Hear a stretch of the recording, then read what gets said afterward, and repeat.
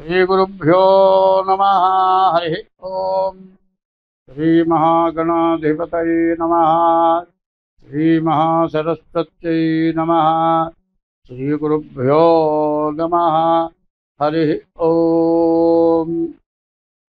अगजानन पद्मार्कं गजानन महर्निशम् अनेकदं तं भक्तानां एकदं तमुपास्महे। वंदे शंभुमुमापतिं सुरगुरुं वंदे जगत्कारणं वंदे पन्नगभूषणं मृगधरं वंदे पशूनां पतिं वंदे सूर्यशशाङ्कवक्निनयनं वंदे मुकुन्दप्रियं वंदे भक्तजनाश्रयं च वरदम् వందే శివం శంకరం. 2025 సంవత్సరం డిసెంబర్ నెల 1వ రాశి మేషరాశి ఫలితాలు చెప్పుకున్నాం. ఈ మేషరాశికి 4 గ్రహాలు బాగున్నాయి. రాహువు, శుక్రుడు, గురువు. గురువు కూడా అంత పెద్దగా చెప్పాల్సిన పరిస్థితి లేదు. బుధుడు బాగున్నాడు. రాహువు, శుక్రుడు, బుధుడు. అయితే దీంట్లో పెద్ద ఇబ్బంది ఉంది. రాహు వల్ల మీ డబ్బులు వస్తాయి, నిలబడతాయి. రావాల్సిన డబ్బులన్నీ వస్తాయి. అనుకోని సంపాదన వస్తుంది. అబ్బో బాగా సంపాదించాలని సంతోషపడతారు. కానీ శని 12ంట, 4ంట గురువు, మరి 8ంట కుదులు రావడం వల్ల విపరీతమైన జబ్బులు, యాక్సిడెంట్లు, దెబ్బలు తగులుతారు. చేసే ఉద్యోగం పోవటం, బతుకుదురు దెబ్బతింటాం, ఆదాయం రాకపోవటం, విపరీతమైన ఖర్చులు రావటం, ఎంత డబ్బులు ఉన్నా కూడా లేక అప్పులు చేయాల్సిన పరిస్థితి రావటం, ఇది పూర్తిగా కనబడుతుంది. దీని నుంచి మీరు బయటపడాలి అనుకునేటట్లయితే ముందుగా శనికి, గురువుకి, కుజుడికి జపాలు చేయాలి. శనికి 19,000, కుజుడికి 7,000, గురువుకు 16,000 జపం చేయించుకొని శనికి నల్ల నువ్వుల దానం, గురువుకి శనగల దానం, మరి కుజుడికి కందుల దానం చేయాలి. ఇది చేయడమే కాక మీ డేట్ ఆఫ్ బర్త్ ద్వారా మీ జాతకం కూడా చెప్పుకోవాలి. ఆ జాతకం చూసుకోవాలి.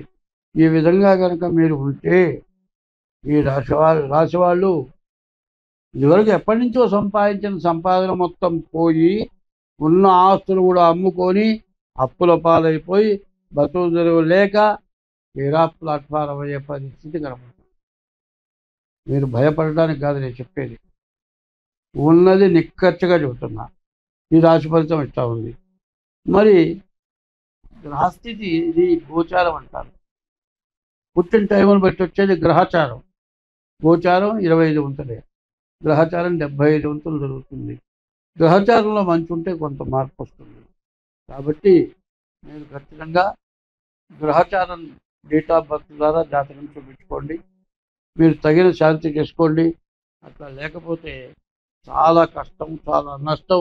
ఈ రాశి వాళ్ళు ఈ నెలలో ప్రతిరోజు శివాలయం దగ్గరికి వెళ్ళి శివుడికి ప్రదక్షిణం, నవగ్రహాలకు ప్రదక్షిణం చేయాలి. తర్వాత మారేడు దళాలు తీసుకొని వెళ్ళి ఈశ్వరుడిని పూజించండి. చామంతి పూలు, గరిక తీసుకొని గణపతిని పూజించండి. ప్రతిరోజు శివాలయంలో దీపాలను చేయండి. ఈశ్వరుడికి 11 ప్రదక్షిణాలు, నవగ్రహాలు 9 ప్రదక్షిణాలు చేయండి. ఇట్లా చేసి ఈ రకంగా చేసి మరి బియ్యపు రవ్వ, పంచదార కలిపి గోడలమ్మడి, పుట్టలమ్మడి, మరి నవగ్రహాలు నాగప్రతిష్టల దగ్గర ఆ బియ్యపు రవ్వ, పంచదార కలిపి వేయండి. అది పిప్పీలిక సమారాధన. అది చేస్తే మీకు అన్ని విధాలా బాగుంటుంది. అయితే ఈ రాశి వాళ్ళకి కొన్ని శకునాలు చెబుతూ ఉన్నా. మీరు వెళ్ళేటప్పుడు ఎవరైనా కొత్త కుండ తీసుకొని ఎదురొచ్చినా, మీరు వెళ్ళేటప్పుడు ఎక్కడికి వెళుతున్నామని అడిగినా, మరి మీరు వెళ్ళేటప్పుడు నేను కూడా వస్తాను అన్నా, మీరు వెళ్ళేటప్పుడు ఏదైనా గుడ్డ ఏదైనా పట్టుకొని పర్రం చిరిగినా, మీరు స్నానం చేసేటప్పుడు గుడ్డ బాగా తడవకపోయినా మీకు శని వల్ల మీకు పూర్తిగా ఇబ్బంది జరగబోతోంది అని మాత్రం ఖచ్చితంగా తెలుస్తుంది. కారణం ఏంటంటే మేషరాశికి మార్చి 30 నుంచి ఏలినాటి శని ప్రారంభమైంది. 7 సంవత్సరాల 6 మాసాల శని. ఇది మానవుడై పుట్టిన వాడికి ఎవరికైనా సరే మరి ఈ జన్మలో కానీ పూర్వజన్మలో కానీ చేసిన పాపాలు ఏవి ఉన్నా కూడా అవి మొత్తం బయటపడి మరి రకరకాలైన వ్యాధులు వస్తూ ఉంటాయి. ఎట్లా అంటే చెడుగా దుర్వ్యసనాలతో తిరిగిన వాళ్ళకి వయసు ముదిరిన తర్వాత ఎన్ని మందులు వాడినా తగ్గని రోగాలు ఎట్లా వస్తాయో మీరు చేసిన పాపాలకి శని ఆ విధంగా పడరాని బాధలు పడరాని కష్టాలు పెడతాడు. తర్వాత శని మాత్రం ఎప్పుడు దుర్మార్గుడు కాదు, అపకారం చేసేవాడు కాదు. కన్న తండ్రి ఎట్లాంటి వాడు శని కూడా అట్లాంటి వాడే. కాబట్టి ఈ శని వల్ల మీకు నష్టం వస్తుంది. శనిగాడు పట్టాడు, ఈ శని ఏమిటి, వీడు ఎట్లా పోతాడు, వీడు వాడు అనే మాట మాట్లాడదు. మీరు చేసుకున్న కర్మకి మిమ్మల్ని ఇబ్బంది పెడతాడు. ఇది నివృత్తి కావాలంటే మనిషికి ధర్మం సత్యం కావాలి. అధర్మమైన పనులు చేయకూడదు. దేవతారాధన చేయాలి. ఎప్పుడు దేవుడు దిక్కే దండం పెట్టడం వాడైనా సరే ఇష్ట దైవాన్ని పూజించాలి. తల్లిదండ్రులకి అన్నం పెట్టాలి. భార్యని జాగ్రత్తగా చూడాలి. కలకంటి కంట కన్నీరులికిన సిరి ఇంట నిలువ నేరదు సుమతే అని ఉంది. ఆడమనిషి కంట నీరు ఇంట్లో పెడితే ఆ ఇల్లు పైకి రాదు. ఇంటికి లక్ష్మి ఎవరు ఆడమనిషి.